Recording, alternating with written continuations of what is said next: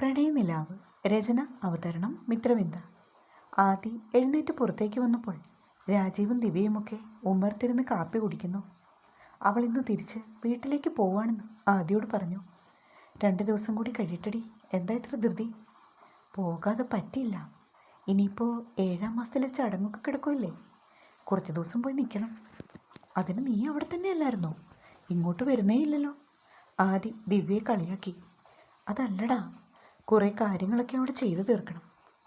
ഈ സമയത്ത് എന്ത് കാര്യങ്ങളാ നിനക്കവിടെ ചെയ്തു തീർക്കാനുള്ളത്?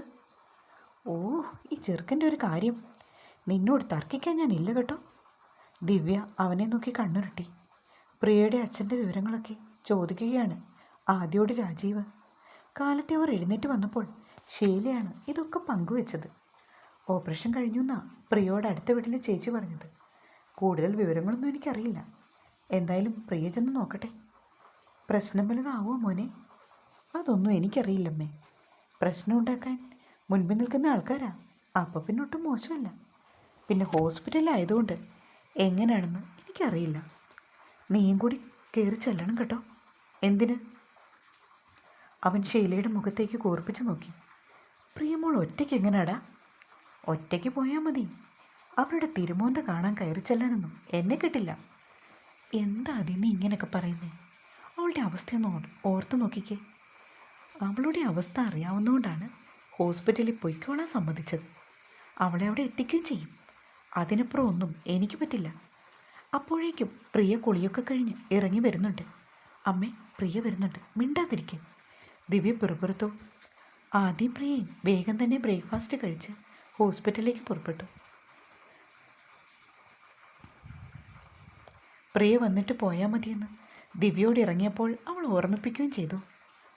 അവർ ഇരുവരും പോകുന്നത് നോക്കി ഷീല താടിക്ക് കയ്യും കൊടുത്ത് നിൽക്കുവാണ്. ആ കൊച്ചിനെ വിഷമിപ്പിക്കാതിരുന്നാൽ മതിയായിരുന്നു. കെട്ട കൂട്ടങ്ങളാ മോളെ. ഹോസ്പിറ്റലല്ലേ മേ, അതും ഇത്രയും വലിയൊരു സർജറിയൊക്കെ കഴിഞ്ഞ സ്ഥിതിക്ക് അടങ്ങി നിന്നോളുമായിരിക്കും. അമ്മ ടെൻഷനാവൊന്നും വേണ്ട. ദിവ്യ അമ്മയെ സമാധാനിപ്പിച്ചു.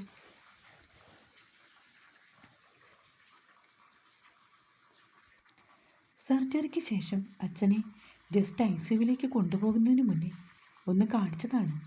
അതിനുശേഷം വൃന്ദയും അമ്മയും ഒക്കെ റൂമിലേക്ക് പോന്നിരുന്നു.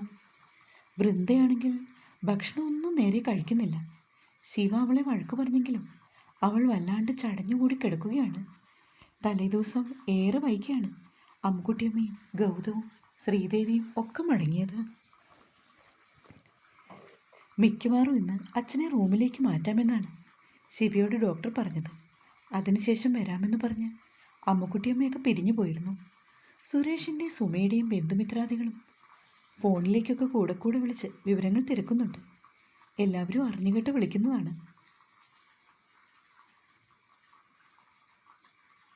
പ്രിയമോളോടൊന്നും പറഞ്ഞു പോലും ഇല്ലല്ലോ എന്ന് വൃന്ദ അവളുടെ അരികിലായി നിന്ന് സുമയോട് പറഞ്ഞു. അച്ഛന് ദേഷ്യമാവും മോളെ. ഇന്നലെ ഓപ്പറേഷന് കയറ്റും മുന്നേ അച്ഛൻ പറഞ്ഞതൊക്കെ നീയും കേട്ടില്ലേ? അവളെ കാണുന്നത് പോലും അച്ഛന് വെറുപ്പാ. അതുകൊണ്ട് ഇക്കാര്യം മോള് ഒരു കാരണവശാലും പറയരുത്. എന്നാലും എങ്ങനെ അമ്മേ? അച്ഛൻ്റെ ദേഷ്യത്തിന് പറഞ്ഞതായിരിക്കും എന്ന് കരുതി അവളും അറിയേണ്ടതല്ലേ? അച്ഛൻ അവളെ കാണുമ്പോൾ അസുഖം കൂടും. നീ അച്ഛൻ്റെ ആരോഗ്യത്തെക്കുറിച്ച് ഇപ്പം ചിന്തിച്ചാൽ മതി. അവളോട് പറഞ്ഞിട്ടിപ്പോൾ എന്ത് കിട്ടാനാ? അമ്മയോട് തർക്കിക്കാനൊന്നും ഞാനില്ല. ഇന്നലെ അമ്മുക്കുട്ടിയമ്മയും ശ്രീദേവി ചേച്ചിയും ഒക്കെ ചോദിച്ചു പ്രിയയെ വിവരം അറിയിച്ചോന്ന്. എന്നിട്ട് നീ എന്തു പറഞ്ഞു? അച്ഛൻ നമ്മളോടൊക്കെ സംസാരിക്കുന്നത് അവർ കേട്ടില്ലേ? അതറിഞ്ഞുകൊണ്ട് എന്തിനാ അവരൊക്കെ പിന്നെ ഇങ്ങനെ ചോദിക്കുന്നത്? സുമയ്ക്ക് ചെറുതായി ദേഷ്യം വന്നു. മകളല്ലേ, അതുകൊണ്ട് ചോദിച്ചതാ. ആ സ്ത്രീക്ക് വേറെ പണിയില്ല, എപ്പോഴും ഇങ്ങനെ എന്തെങ്കിലും ചെലിച്ചോണ്ടിരിക്കും. നീ എങ്ങനെ സഹിക്കുന്ന വിദ്യയൊക്കെ? എനിക്കാണെങ്കിൽ ഇന്നലെ ചൊറിഞ്ഞു കയറി വന്നതാ. പിന്നെ നിന്റെ അമ്മായിയമ്മയാണല്ലോ എന്ന് കരുതി ഞാൻ പിടിച്ചു നിന്നു. അമ്മയൊന്ന് പതുക്കെ പറ, കണ്ണേട്ടനെങ്ങാനും കേട്ടോണ്ട് വന്നാൽ. വൃന്ദ ശബ്ദം താഴ്ത്തി അവരെ നോക്കി പറഞ്ഞു. ഓ, കേട്ടോണ്ട് വന്നാലെന്താ? അവനെന്താ എന്നെ പിടിച്ച് മൂക്കി കയറ്റുമോ? അമ്മ, കണ്ണേട്ടനുള്ളതുകൊണ്ടാണ് നമ്മുടെ അച്ഛൻ ഇന്ന് ആരോഗ്യത്തോടെ ഇവിടെ ഇരിക്കുന്നത്. അമ്മ വെറുതെ ആവശ്യമില്ലാത്ത സംസാരങ്ങളൊന്നും പാടില്ല കേട്ടോ. എങ്കിൽ നീ നിന്റെ വായ ആദ്യം അടച്ചു വെക്ക്. ഇന്നലെ ഹോസ്പിറ്റലിൽ എത്ര ലക്ഷം രൂപയാണ് കണ്ണേട്ടൻ കെട്ടിവെച്ചതെന്ന് അമ്മയ്ക്കറിയോ? എനിക്കറിയില്ല, കണക്ക് പറഞ്ഞാൽ മതി. ഉള്ള സ്ഥലവും വീടും വിറ്റിട്ടാണെങ്കിലും അത് നിനക്കങ്ങ് തന്നേക്കാം, പോരെ? ഞാൻ ഉദ്ദേശിച്ചത് അങ്ങനെയാണോ അമ്മേ? വൃന്ദയ്ക്ക് ശരിക്കും സങ്കടം വന്നു. പിന്നല്ലാതെ ഞാനിപ്പോൾ എന്താടി പറയേണ്ടത്? കാശിൻ്റെ കണക്കല്ലേ നീ ഇപ്പോൾ ഇരുന്ന് പറയുന്നത്? ആ മനുഷ്യനെ റൂമിലേക്ക് കൊണ്ടുവന്ന് കിടത്തിയിട്ട് പോലുമില്ല. അപ്പോഴേക്കും തുടങ്ങി അവള്. സുമ മുഖം വെട്ടിത്തിരിച്ചുകൊണ്ട് എഴുന്നേറ്റതും വൃന്ദയുടെ മിഴികൾ നിറഞ്ഞു. ശിവശങ്കരനാണെങ്കിൽ അവർക്ക് കഴിക്കുവാൻ ബ്രേക്ക്ഫാസ്റ്റ് മേടിക്കാനായി പുറത്തേക്ക് പോയതാണ്. അവൻ പോയ സമയത്താണ് വൃന്ദയും അമ്മയും തമ്മിലുള്ള ഈ സംസാരം നടന്നത്. പെട്ടെന്നായിരുന്നു ഡോർ തുറന്ന് ശിവ അകത്തേക്ക് വന്നത്. കരഞ്ഞുകൊണ്ടിരിക്കുന്ന വൃന്ദയെ കണ്ടതും അവൻ അവളുടെ അടുത്തേക്ക് വേഗത്തിൽ വന്നു. എന്താ, എന്തിനാ വൃന്ദ നീ കരയുന്നത്? അവൻ വൃന്ദയുടെ തോളിൽ പിടിച്ച് കുലുക്കി. ഒന്നുമില്ല, വെറുതെ. അവൾ വലങ്കൈ കൊണ്ട് തൻ്റെ മിഴിനീർ തുടച്ചു. വെറുതെ ഇപ്പം കരയേണ്ട കാര്യം നിനക്കില്ലല്ലോ. സത്യം പറ, എന്താ പറ്റിയത്? ഞാനിവിടുന്ന് പോകുമ്പോൾ നിനക്ക് യാതൊരു കുഴപ്പമില്ലായിരുന്നല്ലോ. ആ സ്ത്രീ നിന്നോട് വല്ലതും പറഞ്ഞോ? അതല്ല കണ്ണേട്ടാ, ഞാൻ വെറുതെ അച്ഛൻ്റെ കാര്യം ഓർത്തു. അച്ഛൻ്റെ കാര്യം ഓർത്തിപ്പോൾ കണ്ണീർ പൊഴിക്കേണ്ട ആവശ്യമില്ല. അച്ഛൻ ഓക്കെ ആയി എന്നുള്ള കാര്യം തനിക്കറിയാവുന്നതല്ലേ? കണ്ണൻ ഇന്നലെ ഒരുപാട് പൈസ ഈ ഹോസ്പിറ്റലിൽ ചെലവാക്കി. ആ കണക്കുകളൊക്കെ വൃന്ദ എന്നോട് പറയുമായിരുന്നു. പെട്ടെന്ന് സുമലത അവനെ നോക്കി പറഞ്ഞു. ശരിയാണോ വൃന്ദ? താനിപ്പോൾ കണക്ക് പറയാൻ മാത്രം എന്താ ഇവിടെ നടന്നത്? ഒന്നുമില്ല കണ്ണേട്ടാ, ഈ അമ്മ പറയുന്നതൊന്നും സത്യമല്ല. നടന്ന കാര്യങ്ങളൊക്കെ അവൾ ശിവശങ്കരനെ പറഞ്ഞു കേൾപ്പിച്ചു. എല്ലാം കേട്ട് കഴിഞ്ഞതും അവന് ദേഷ്യം കൊണ്ട് മുഖം ചുവന്നു വന്നു. നിങ്ങളുടെ സ്ഥലം വിറ്റിട്ട് കിട്ടുന്ന പൈസയൊന്നും മേടിച്ച് ചിലവ് നടത്തേണ്ട കാര്യം എനിക്കും എൻ്റെ കുടുംബത്തിനും ഇല്ല. എൻ്റെ ഭാര്യയുടെ അച്ഛനാണല്ലോ എന്ന് കരുതി ചില ഉത്തരവാദിത്തങ്ങൾ ഞാൻ ചെയ്തു, അത്രമാത്രം. അല്ലാണ്ട് നിങ്ങളുടെ കുരുട്ടുകുത്തി ഇതിലേക്ക് ഉൾപ്പെടുത്തണ്ട. ശിവ ദേഷ്യത്തിൽ പറഞ്ഞതും സുമ ഒന്നും അല്ലാതായി. പിന്നെ പ്രിയോട് ഈ വിവരം പറയണോ വേണ്ടയോ എന്നുള്ളത് നിങ്ങൾ തീരുമാനിച്ചോണം. അതിൻ്റെ പേരും പറഞ്ഞ് ഇവിടെ ഒരു തർക്കം വേണ്ട. വൃന്ദ, താൻ ഭക്ഷണം കഴിക്കാൻ നോക്ക്. അങ്കിളിനെ ഇന്ന് റൂമിലേക്ക് ഷിഫ്റ്റ് ചെയ്യുവാണെങ്കിൽ നമുക്ക് ഈവനിങ് മടങ്ങിപ്പോകാം. താൻ ഇവിടെ നിന്നാൽ ശരിയാവില്ല. ഈ അവസ്ഥയിൽ വെറുതെ ആവശ്യമില്ലാത്ത കാര്യങ്ങൾ ചിന്തിച്ച് നമ്മുടെ കുഞ്ഞിന് കുഴപ്പങ്ങൾ ഉണ്ടാക്കി വെക്കരുത്.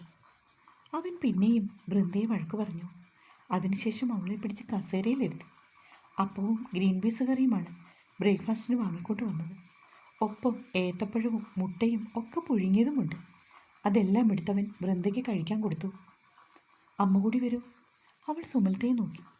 എനിക്ക് വേണ്ട, നിങ്ങൾ രണ്ടാളും കഴിച്ചാൽ മതി പറഞ്ഞുകൊണ്ട് സുമലത ഡോർ തുറന്ന് വെളിയിലേക്ക് ഇറങ്ങിപ്പോയി. വൃന്ദയ്ക്കത് കണ്ടതും പിന്നെയും സങ്കടം. തൻ്റെ അച്ഛൻ്റെ അമ്മയുടെ സ്വഭാവ സവിശേഷതകളൊക്കെ കണ്ടില്ല കേട്ടില്ലെന്ന് നടിക്കാൻ മാത്രമേ നമുക്ക് സാധിക്കുകയുള്ളൂ. ദയവേത് ഭക്ഷണം കഴിക്കാം. യാതൊരു തെറ്റും ചെയ്യാത്ത ഒരു കുഞ്ഞ് തൻ്റെ വയറ്റിൽ കിടപ്പുണ്ട്. ആ കാര്യം മറന്നു പോകരുത്.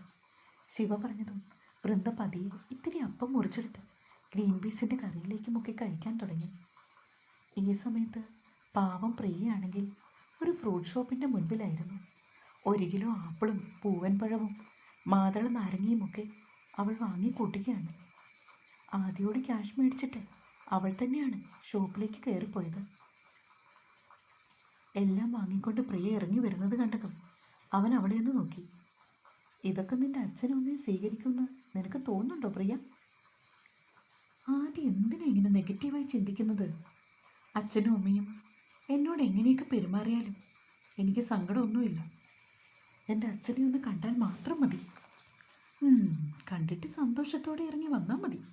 അതേ ഉള്ളൂ എനിക്ക് പറയാൻ. പ്രിയ ബൈക്കിലേക്ക് കയറിയതും ആദി വണ്ടി മുന്നോട്ടെടുത്തു. ഹോസ്പിറ്റലിൻ്റെ മുൻപിലായി ആദി തൻ്റെ ബൈക്ക് ഒതുക്കി നിർത്തി. ആദി വരുന്നില്ലല്ലോ അല്ലേ? ഇല്ലടി, നീ പോയിട്ട് വാ. തിരിച്ചിറങ്ങി വരുമ്പോൾ എന്നെ വിളിച്ചാൽ മതി, ഞാനിങ്ങോട്ട് വന്നോളാം. അവൾ തലകുലുക്കി. എന്നിട്ട് അവനെ നോക്കി. എന്തേ, ടെൻഷനാണോ പെണ്ണെ? ഒരു ചിരിയോടെ ആദ്യം അവളെ നോക്കി. ചെറിയ ടെൻഷനുണ്ട്. എന്തിന്? ആവോ അറിയില്ല. നിന്റെ അച്ഛനല്ലേ? ചെന്ന് കണ്ടിട്ട് വാ. അവൻ പറഞ്ഞതും പ്രിയ സാവധാനം നടന്നുപോയി. ആട്ട് കിട്ടും, അത് 100% ഉറപ്പാണ്. അതിൻ്റെ തീവ്രത എത്രത്തോളം ഉണ്ടെന്നുള്ളത് അവൾക്ക് സംശയം. അതുപോലെ തന്നെ അയാളെ പെണ്ണിനെ ഒന്ന് കാണിക്കാൻ സമ്മതിച്ചാൽ മതിയായിരുന്നു. പാർക്കിങ്ങിലിരിക്കവേ ആദ്യം ആലോചിച്ചു. ഏറ്റവും പ്രധാനപ്പെട്ട കാര്യം നാളെ അവളുടെ എക്സാം തുടങ്ങുവാണ്. ഇനി ഇതിൻ്റെ പേരിൽ എക്സാമിൻ്റെ കാര്യത്തിൽ തീർപ്പ് കൽപ്പിക്കാതിരുന്നാൽ മതിയായിരുന്നു. അച്ഛൻ്റെ അസുഖവിവരം അറിഞ്ഞ സ്ഥിതിക്ക് ഇവിടെ കൊണ്ടുവന്നില്ലെങ്കിൽ പ്രിയയ്ക്ക് അതിലും സങ്കടമാകും. അതുകൊണ്ടാണ് റിസ്ക് എടുത്തിട്ടും താൻ അവളെ കൂട്ടിക്കൊണ്ടു പോകുന്നത്. ഈ സമയത്ത് റിസപ്ഷനിസ്റ്റിനോട് അച്ഛൻ്റെ റൂം ചോദിച്ച് മനസ്സിലാക്കി പ്രിയ നേരെ 3rd ഫ്ലോറിലേക്ക് പോവാണ്. സത്യത്തിൽ അവൾക്ക് നെഞ്ചിരിപ്പ് കൂടിയ നിമിഷമായിരുന്നു. സ്വന്തം അച്ഛനെയും അമ്മയെയും കൂടപ്പിറപ്പിനെയും കാണുവാനാണ് പോകുന്നത്. എന്നാൽ എവിടേക്കോ എന്തോ ഒരു പിരിമുറുക്കം പോലെ. ഡോറിൽ ചെറുതായി തട്ടിയ ശേഷം പ്രിയ അക്ഷമയോടെ വാതിൽക്കൽ നിന്നു. 1-2 മിനിറ്റുകൾക്ക് ശേഷം റൂം തുറക്കപ്പെട്ടു. സുമയായിരുന്നുവെന്ന് തുറന്നത്.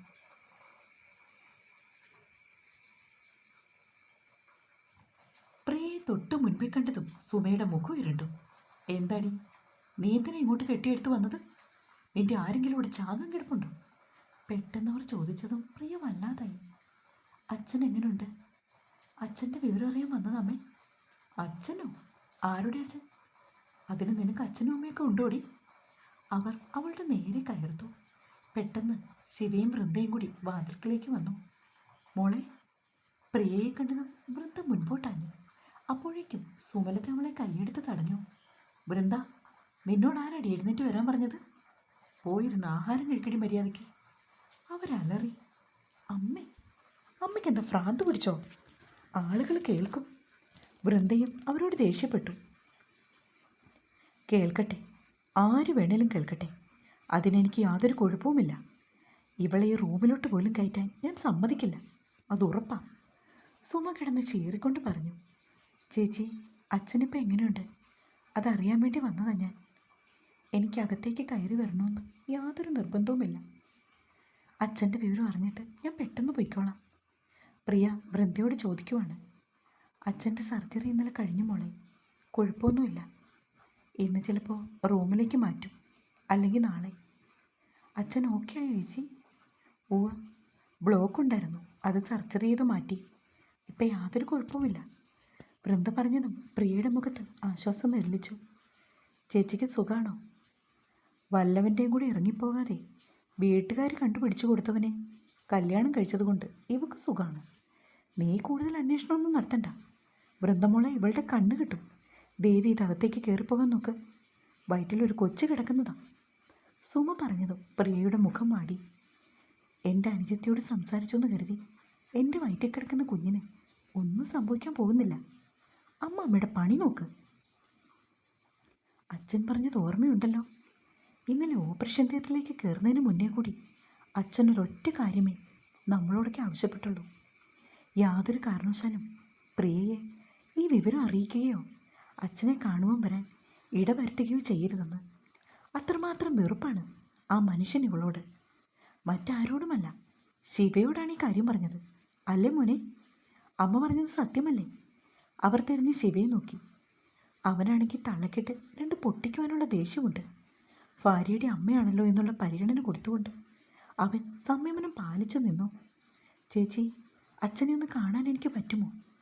വേണ്ട പ്രിയേ, നീ ആ മനുഷ്യനെ കണ്ടിട്ടുണ്ടെങ്കിൽ അദ്ദേഹത്തിന് ഇനിയും അസുഖം കൂടത്തേ ഉള്ളൂ. ഉപദ്രവിക്കരുത്. ഞാൻ വേണമെങ്കിൽ നിന്റെ കാല് പിടിക്കാം. ഒരുപാട് ലക്ഷങ്ങൾ ചിലവാക്കിയാണ് അച്ഛനെ ഈ നിലയിലേക്ക് തിരിച്ചു കൊണ്ടുവന്നത്. അതും ശിവമോൻ പണം മുടക്കിയത് കൊണ്ട് മാത്രം. ഈ സ്ഥാനത്ത് നീയും നിന്റെ കെട്ടിയവനും ആയിരുന്നെങ്കിൽ അച്ഛനെന്നേ മുകളിലേക്ക് പോയേനെ. സുമ പറഞ്ഞതും പ്രിയയുടെ മുഖം താണു. തുടരും.